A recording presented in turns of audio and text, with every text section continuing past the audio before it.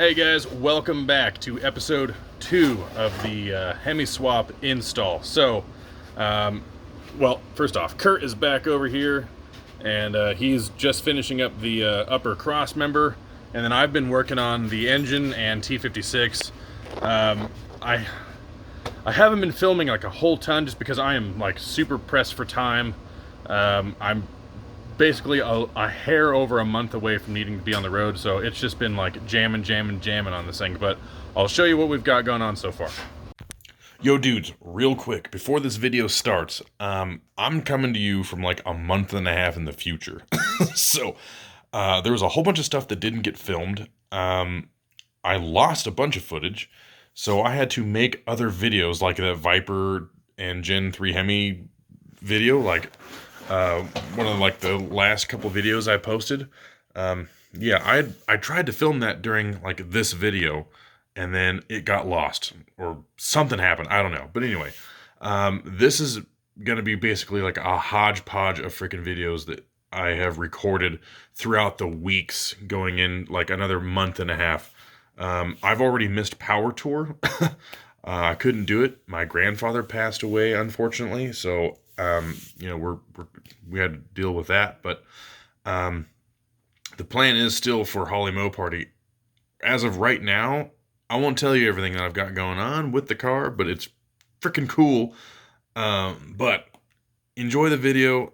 I'm gonna post several of these clips and like all the issues that I was having with the bell housing and the clutch stuff, and try to catch you up to speed as best as I can for what's going on. All right. Here's the video. Sorry, I'll just fade out here. Okay, so where we're at right now is we were just running the dial indicator there off of the flywheel there, and we were trying to get our measurement. So this was our lowest point at 0. This is when he did his transmission, so we're ignoring that. But this was my lowest point, so I just zeroed it, and then at the highest point it went to 13 thousandths. So 13 thousandths, what, divided by 2, six and a half. Yeah, so like what did they say that the allotted amount was? Because we're at 13 thousandths, so the most was 10 thousandths. 10 thousandths. Okay. Which is 5 thousandths run out. Right. It's 10 thousandths on the dial indicator, so it right. reads. So I'm at 6.5 thousandths run out. So obviously the max we can be at is 10,000, so I'm over 13, so I have to order some offset dowels, and essentially what we're doing is going to be shifting the whole bell housing, this way at this angle a hair, so that way the run out will be well within spec. So kind of disappointing, sucks. Can't put the clutch stuff together, but we're gonna have to do it, because if you don't, I mean, technically I could run it like this, but the front bearing on these transmissions does not like that play. So it's got to be pretty much centered up, otherwise you'll destroy the transmission. But yep, okay, so. Yeah. I'm just throwing these bolts in just so they're in there. They will be there. Okay. Yeah, so we'll just put those bolts back in, and then I think what we'll do in the meantime now, because obviously can't do that stuff, so we'll bolt the transmission back up, get it in the car, and then we're gonna start fabbing the trans tunnel. We can at least do that and get all that squared away, but yeah, unfortunately can't do anything with the clutch for right now. I mean, it's part of the process, but kind of sucks at the same time too, it's like I'm running out of time, but yeah, we'll get it done. We'll get it there. Okay, so now back in the car after dealing with the out of alignment debacle, but get that figured out. But anyway, so now he's just gonna push the floor back over in certain little spots and kind of check to see where it fits, tack them into place, and just keep doing that all the way around. and make sure we've got plenty of room in between the transmission and the you know, the floor there, which we've got tons of room. So all we need to do is just kind of push it back over, see where we need to go, tack it into some places, and then we'll just make a strip going right across the top. So let's get into it.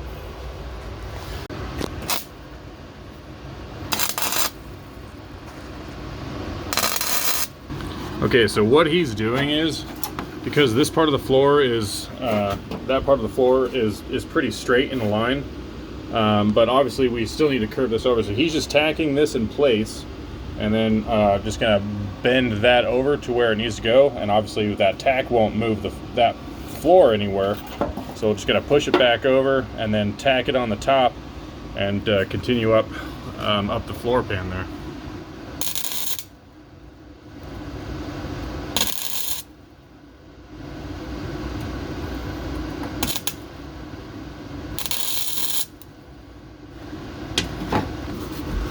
Oh yeah, I forgot. I have to keep on fire watched underneath, because underneath is covered in like oil residue and stuff.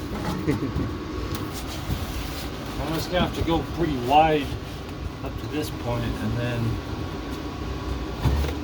we'll see how we can shape it. Right. And then obviously, like, that corner piece right there has got to get put in a way so that it doesn't get in the way of the shifter. Oh yeah, I'll be cutting all this out too for the shifter. Okay, yeah. Okay, so I decided to take on a little welding myself. Just been using Kurt's flux core welder that he brought up, and I have no idea why I try to just do the hardest welding ever when I'm trying to learn. It's ridiculous, but yeah, we're getting it done. So I'm going to show you the trans tunnel. It's kind of ugly right now, but we're nowhere near done. So check this out. Okay, yeah, so we just kind of folded over those pieces on either side, and we tacked them in place, and then we just started you know, filling in the seams. So I did basically everything on this side, and then Kurt did that side. As you can see, my welds are garbage, but you know, they'll hold for now. You'll never be able to tell once they're grinded and seam sealed and carpet laid over. But for right now, we're gonna focus on the shifter area. But yeah, it's working out pretty well. It's also 11:30 at night, so we can't be like super loud.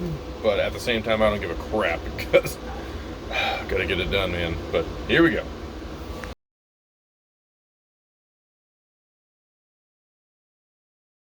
Okay, welcome back. It is now a new day. It's actually a new week. New day, new week, new friend over. This is Jesse. Old friend. You've seen Jesse before. So, we had to take care of the whole the dowel situation in the block, because you know I was off 13 thousandths. So I ordered 14 thousandths dowels, and we were putting them in there. And first off, these dowels aren't even, where are those dowels? Hey. These dowels aren't even marked, like on the high side. Like, so you just kind of have to guess and see kind of where the high side is yourself, and then put it in there, and hopefully you got it right. Or, you know,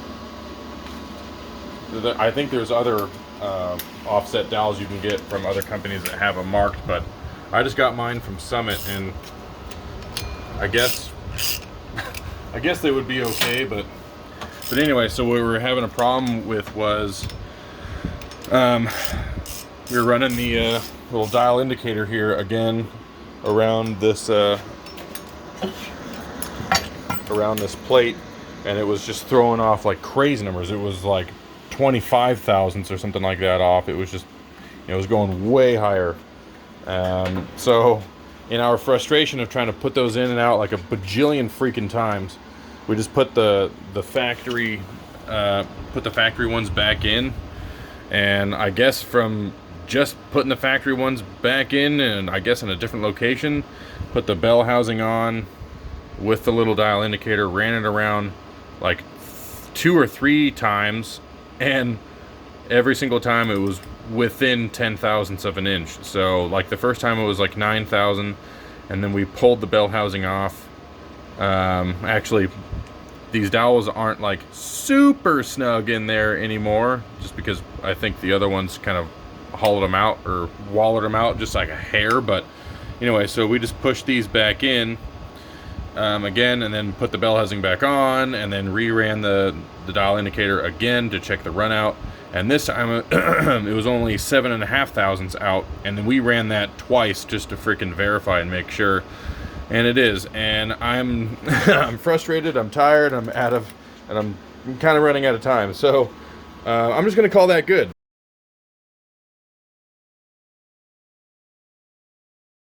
And because technically right now it is within spec, so we're gonna torque the flywheel bolts down. Then we're gonna get all the clutch stuff and assemble that onto the engine here. And then what after that? Now I'm drawing a friggin' blank. I can't even think. Put the bell housing on and throw the transmission on it. Get it buttoned up. Yeah. Last time. Yeah. Hopefully the last freaking time. Because I'm ready for this engine and trans to be finally installed, so that way I can just finish doing whatever I need to freaking do. And once that's final installed and good to go, and I don't need to worry about that anymore, then I'll put headers on. I'll get the Holley power steering pump, and I'll talk about that a little bit later on. But get that situated in the car, move this whole chingus back in. Also the Borkson steering box. Yeah, I forgot about that. Yeah, so steering box, bunch of other crap. And then move this underneath the car, hopefully for the last time, and bolt it up, and that way I can finish my my trans tunnel. So I had it sitting on the ground because I was just welding on stuff and needing to fix that. Because Kurt went back home, and so I kind of figured out how his welder works. So I'm just gonna go ahead and finish that stuff up myself. But yeah, but anyway, so we're gonna get the clutch stuff on, and then yeah, bell housing should be good to go. Okay, so it is like several weeks later, a whole bunch of freaking frustration, and me just trying to get this within spec. So I got my buddy Sawyer. Whoa, my gosh, got my buddy Sawyer over here. What's up, dude? And we've been playing with these. I got some different 7 thousandths offset dowels, and these are actually locking dowels, which is really nice. So we've been, checking the run out, and wherever it lands, however far out, then we'll just loosen like the top 4 bolts, not completely off, but just loose, and then a hair snug, just so this isn't shifting too much. And then we'll just take our wrench on here, because it's it's flat on 2 sides, kind of adjust it, and you can watch the freaking needle moving either left or right. So we've been kind of playing with it and adjusting them a little bit, so that way it gets closer to the 0. And then I just tighten the 4 bolts back down again, and then we ran it around, and it's a freaking miracle. It literally only moved like, what is that, 2 thousandths of an inch? So yeah, I think we're well within spec now, 2 thousandths of an inch. And so what I did is I have locked these down so they are not moving, period.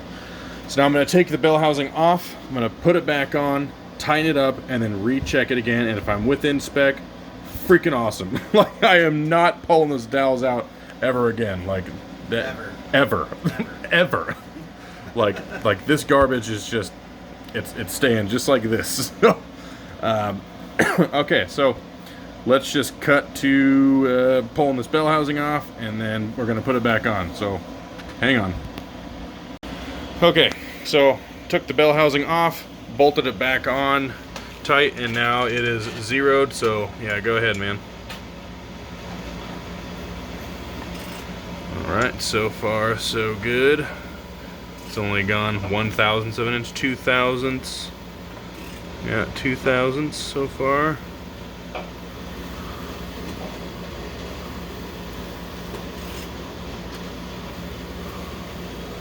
Sheesh. Only 2 or 3,000, something like that. Keep going, keep going. Yeah. Alright, hold up, slow. Yep, keep going.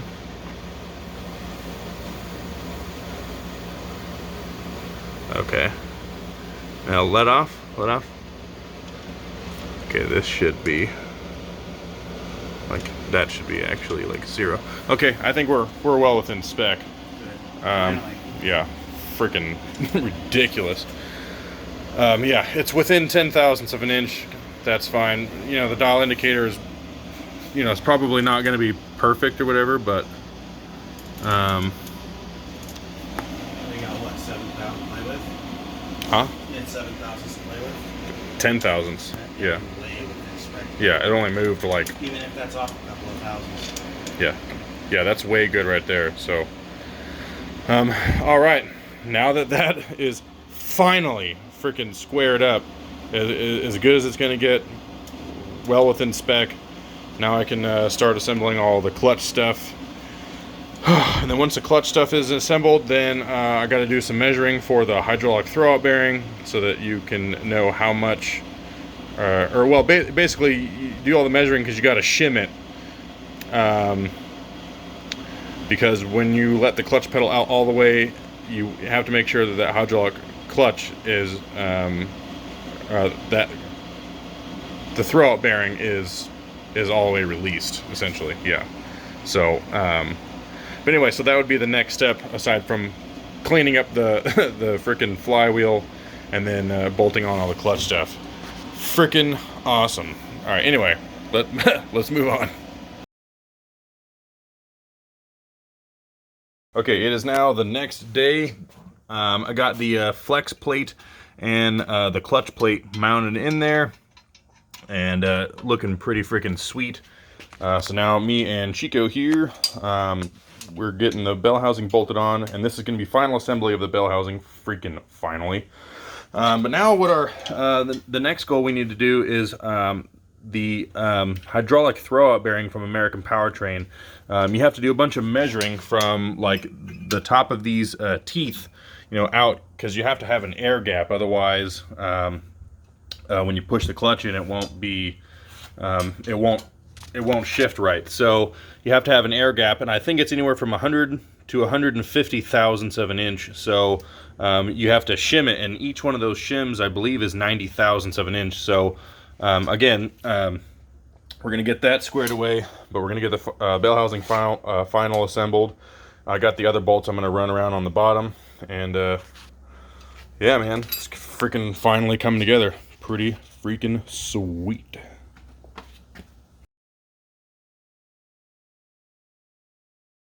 All right, in other news, more debacle. So this is my hydraulic throwout bearing that slides on this sleeve, right?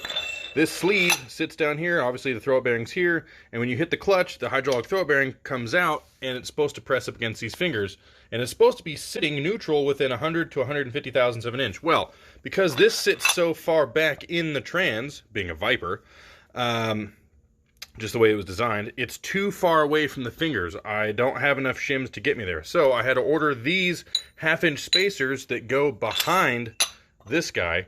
But the problem is these holes that are countersunk are too small. So this is the correct size that I had to go get from Fastenal. But no one around here has a countersunk bit that is 90 degrees or an M8 or 5/16 counter bit or countersink size. So I'm about to drive 2.5 hours to my buddy Sean's house, and him and his dad own their own machine shop, and we're gonna machine these out. So yeah, I'm about to drive 2.5 hours to his house and get these machined out to 90 degrees at an M8 or 5/16 size, and then put this on the spacer, run this through, and then thread it into the transmission. Get it? Got it? Good. Let's go. All right, and I'm just now getting my friend Sean's house. He lives in Winton, California, which is right next to Merced. It's about 2.5 hours from where I live. So, like I mentioned before, he's got the machine shop at his house, and we're going to be able to get this thing machined out properly. So, pretty excited about that. But anyway, I'm about to pull up. Pretty sweet.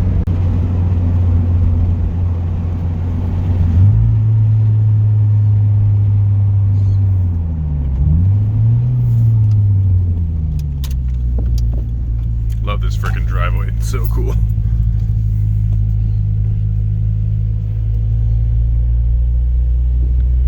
Just like nothing but like orchards around here. It's really, really pretty. Did I just say pretty? Okay, it's really, really cool.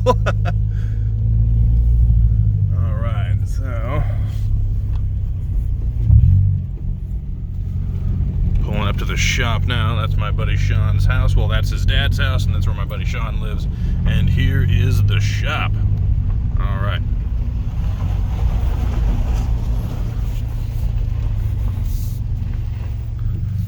Sweet. I'm not sure where he's at. Okay, so this is my buddy Sean. We were in the Marines together. He's got the Scruffo Justice now. This is Patrick Hickson. He was also in the Marines, but I wasn't with him essentially. But and you're working here now, right? Yep. Sweet, dude. Started yesterday afternoon. That's badass, dude. All right, so Sean's gonna work some machining magic. So what's the deal, dude? Drilling holes. Very informative. Drilling holes. Put this extra back.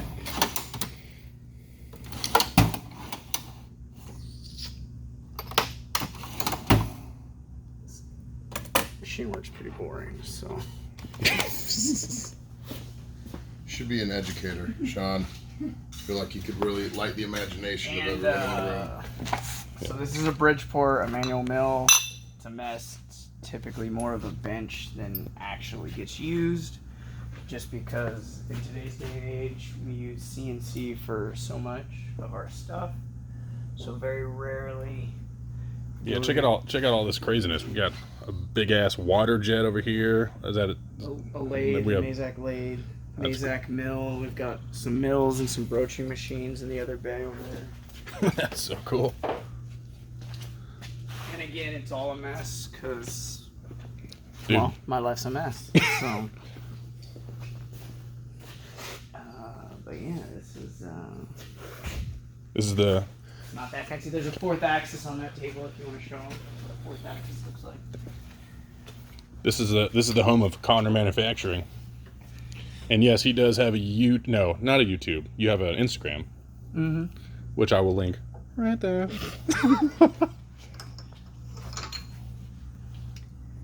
So,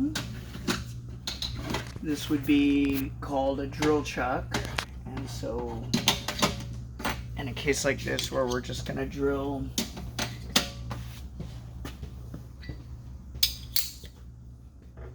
and countersink. We're gonna open up these holes, countersink these holes.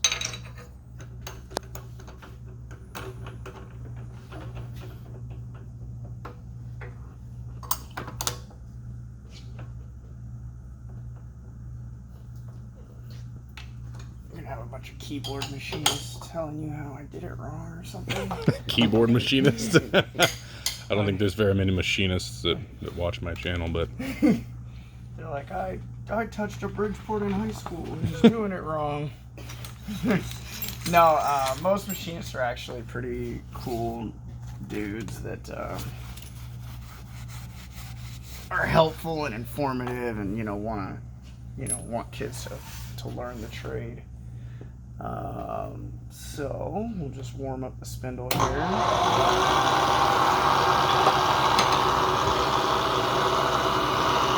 yeah, I was just gonna do this at my house with a freaking drill. I think. I mean, you could have got away with it. Yeah. Yeah. Yeah, but I want it to be right because it's, it's for shifty parts. I didn't want to freaking drill it all like off-centered or something. So, step one, don't drill into the table.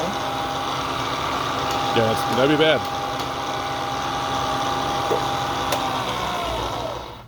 Drill chuck will clear. Yeah, we'll clear everything. Now, just for your peace of mind, only 2 of these are going to be functional. The other 2 are just there just in case, like the transmission that I had, if it had 4 bolt holes, then I would utilize them. But Yours only has a 2. Mine only has 2. So if we need to experiment on one, that's fine. We can do that. Yeah. Normally, right, this should be, you know, put into soft jaws in a vise and held on to and indicated in and all that, but like, it's a Dodge. Hey, listen. Just hating on Dodge. Like, I'm about to fold you up. there's gonna be like a little bit of chatter and stuff as this starts to grab and stuff, but just, it'll be okay. Trust me, I'm not a professional.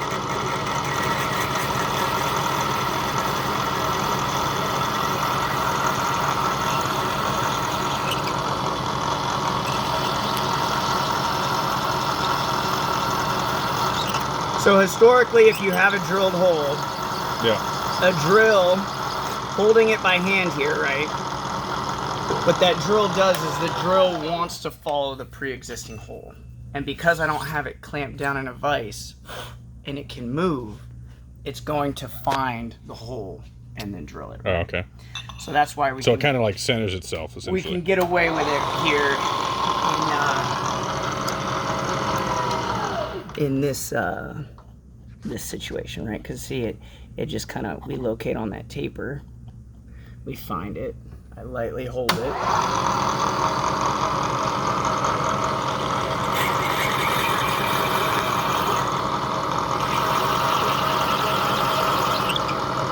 can come around to the other side. I can see it.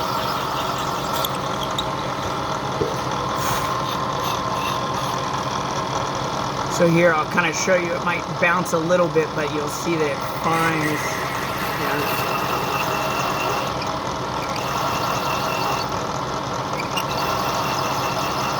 So like as the chips start to build up, you just kind of back off.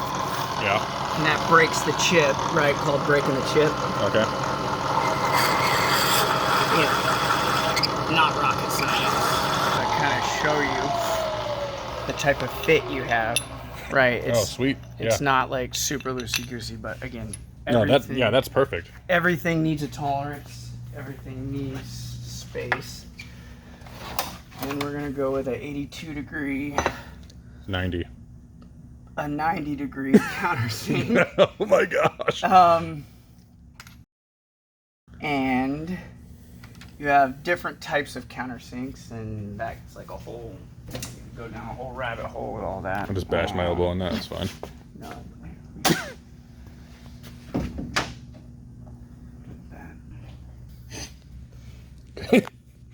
I will not be watching this YouTube video, just to let you know.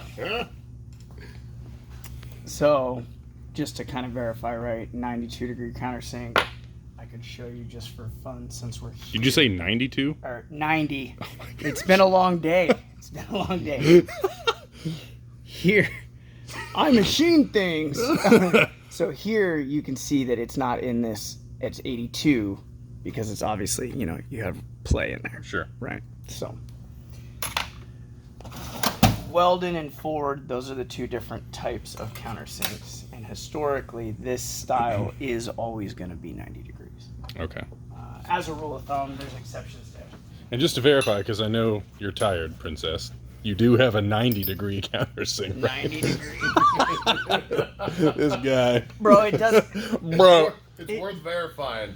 It doesn't even matter. That's the thing, right? Okay, so just doing something manually like this, not setting up, not running a production job, not meeting a blueprint, right?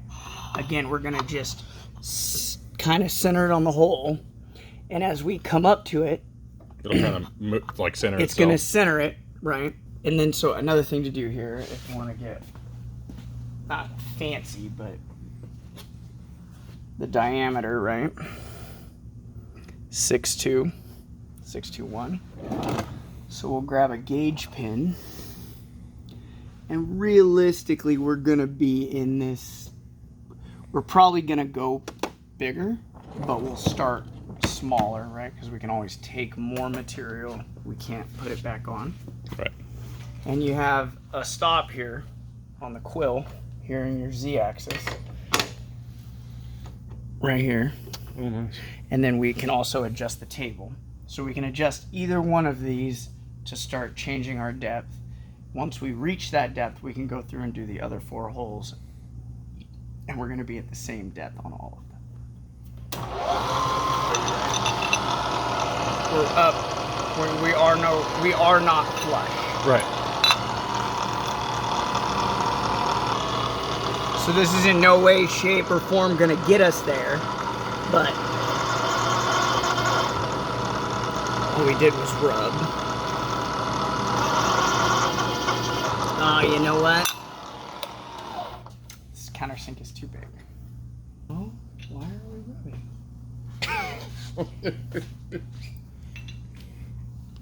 It's a good thing I drove 2.5 hours down. You know, machine work's not an exact science.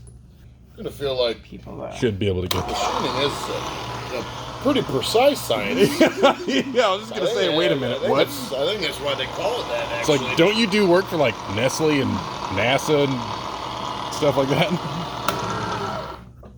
I could show, we could show your YouTube people some of the parts we make. Let's see if it was just pushing it. Yeah, that's what it was. It was just pushing it inside the. Okay, man, that headed out pretty easy. Actually, believe it or not, the anodize is actually relatively hard. It's harder than the aluminum itself. Okay. What do you mean by the anodize? Like This black Like coating. that black coating? Okay. And so once you get under the anodize, right, and to show you, you could use this gauge pin if you didn't want to sit here and stick that in there every time, right? Right. And we're going to take our time. Machining is all about patience. And we're going to kind of walk it down in there.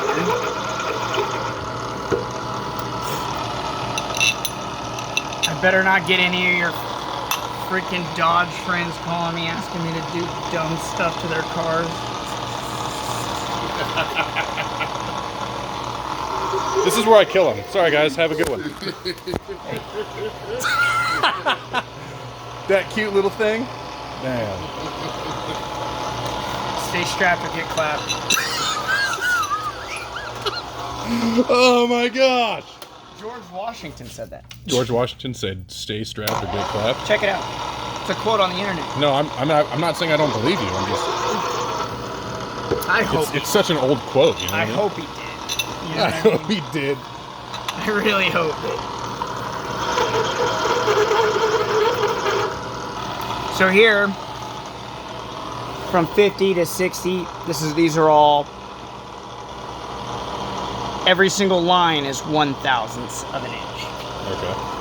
Right, and it's a dirty dial, and it's a dirty machine. You're gonna have all these machinists. He should take pride in his machines. Blah blah blah. So Sean's biggest critic is himself, because nothing that Sean does is good enough for Sean. But he's over here working miracles for me.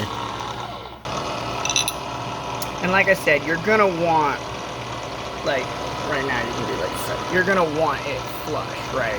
And that's just too yeah, just like a hair more for sure. It doesn't need to be like sunk all the way in, but yeah. Historically, you want it sunken in before it's raised, right? Like you don't. So we'll go 5 more thou, right? So we're raising the table, which is gonna lower this 5/1000. Like you could do math and actually determine like what that equates to.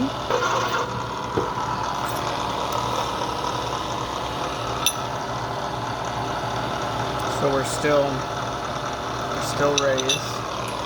We're getting there. So we started off at 0. 1 full revolution is 0.1 of an inch. Okay. Just so you know.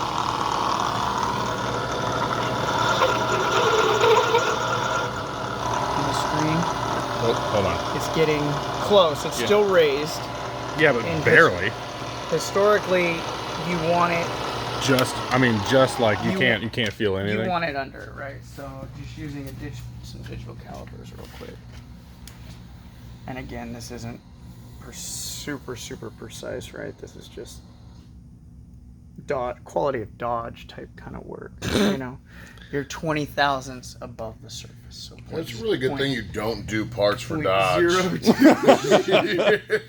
Hey, well, actually, if you want to get really technical, this is a GM part that I'm making work for my Dodge. So why don't you put it in the suck it bucket? I do have a 2005 Dodge 2500, and I'm a big fan of straight sixes and Dodge. So, yep, 6 in a row, ready to tow. Dude, it's like, I can't believe that people still buy V8 Dodge diesel or V8 diesel motors. I can't believe it. Like, it's silly to me. So by figuring out, like, once we actually get it correct and it's perfectly level across, you're just gonna hone that out on every single one and not have to do this back and forth thing, right? You can just sink it right in. 100%. So gotcha. The first one always takes the longest. So anytime you're prototyping something or setting something up, dialing in a process, right, is what takes the longest in machine work. And that's why, like, when people show up and they're like, I just want one hole, like $4, and I'm like, no, man, like, you know, $125, right? And then they're like, well, what if I get 2 of them? And I'm like, $125. And they're like, why doesn't the price change? And I'm like, because the second part is going to take me 8 seconds. Right. Yeah. It doesn't matter. It makes sense. Right. Yeah. Now, because you've already got the now measurement you want figured out. 80 parts, the price changes, right? Per part, the price is going to go down. So economy of scale, obviously, up until a certain point.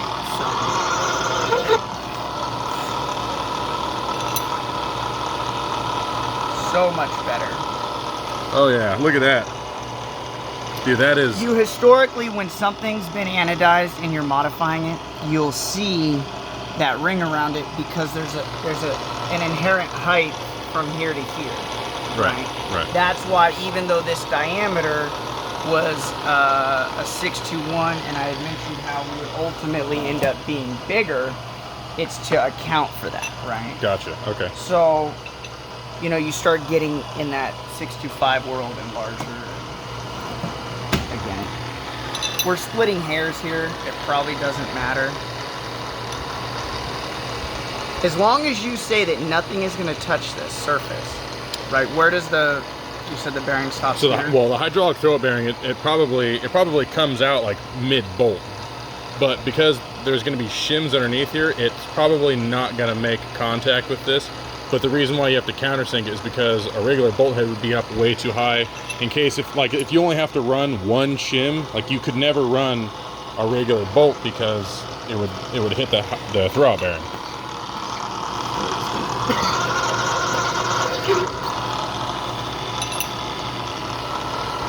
Yeah, that's good, dude. Perfect. Now, did you like that? The way it felt or it sat in there? yeah. I can live with that. Oh, dude, yeah. I can live with that. That's better than good. It's good enough for who it's for. That's my motto here at Connor Manufacturing. Yeah. So how do you find out, like, oh, this GM part is gonna fit on my Mopar? And, you know, how do you? Well, because a lot of these, so you have to understand that this is going on a T56 transmission. Most T56 transmissions are relatively built the same, and there's like very small differences between them. So with the Viper T56, in this case, the holes that get drilled through, or the holes that are supposed to go in the hydraulic or throwout bearing little mounting surface here, are obviously bigger. So because this is a GM part, you can see that the GM T56 had a much smaller hole. I think it was 8. Oh, so you're saying that all these car companies end up just copying each other, and it almost sets the industry standard across the board? Somewhat, yeah.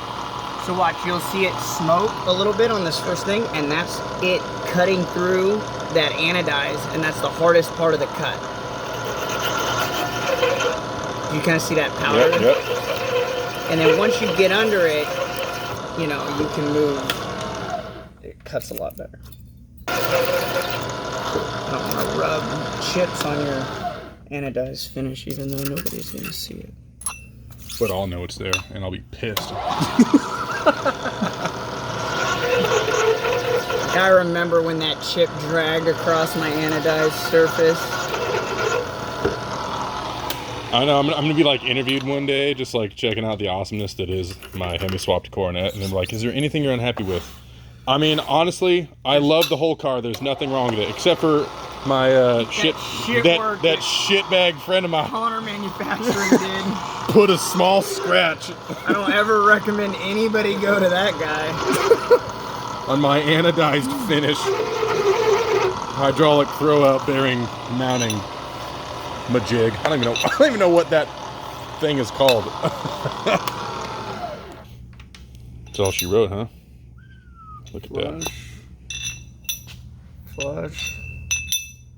Flush. And flush. Dude, you're a miracle worker. You're just a man out for a better way. Here, I'll show you.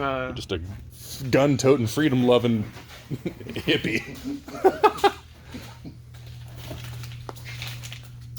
I think it's probably going to show up well on your camera. No, you can see it. Yeah. So explain what this part is and where one of these pieces is located, because it's pretty rad. These are on like a low altitude space balloon, so like lower space, providing internet to some country in Africa.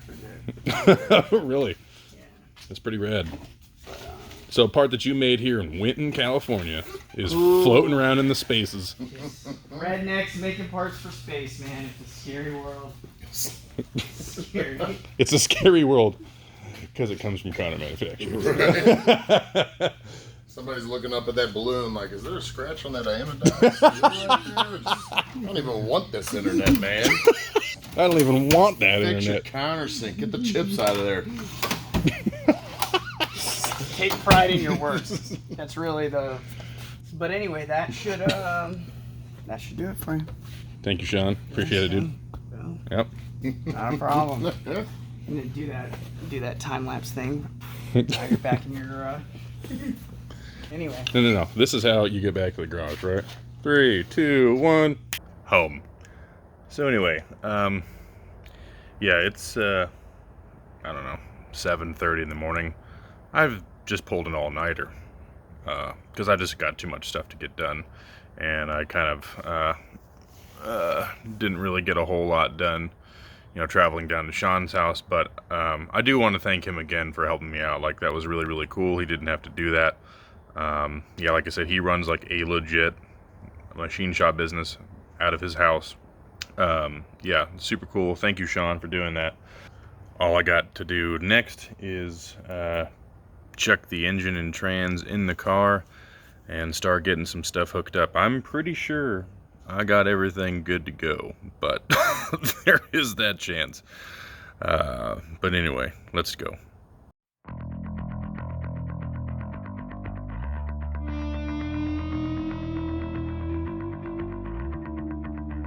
Our story is a strange one, like a work of science fiction. People, they come and go as the good times roll, crossing paths along a dusty road. This year it was a good year. High hopes and now my vision is clear. Who knows how long